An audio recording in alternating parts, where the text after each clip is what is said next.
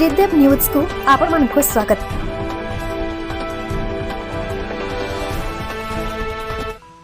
भागवत संस्थापना समितिर 18तम वार्षिक उत्सव उद्यापित। कटक जगतपुर स्थित निमपुर शून्य ब्रह्म आश्रम परिसर रे भागवत संस्थापना समिति ओडिशार 4 दिन धरी पालित होता 18तम वार्षिक उत्सव गत सोमवार दिन उद्यापित हो। समिति अध्यक्ष श्रीमद बाया बाबा पौरोहित्य रे उद्यापनी संध्या को पद्मश्री बाबा बलिया उद्घाटन करथिले।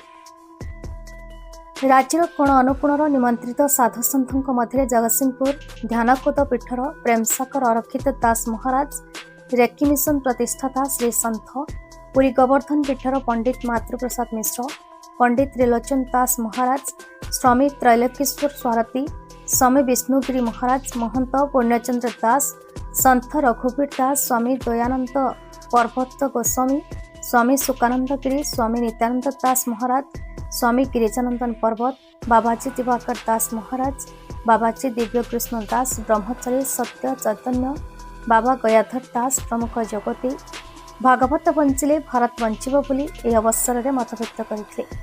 एथिरे निमंत्रित अतिथि भाव वरिष्ठ नेता नयन किशोर महांती मंच आसनथिले। यह अवसर में अनुष्ठान पक्षर जिला मुख्य चिकित्सा अधिकारी डाक्टर प्रशांत कुमार होता और डाक्टर विश्वजित करंग को भागवत सेवा सम्मान में सम्मानित करा।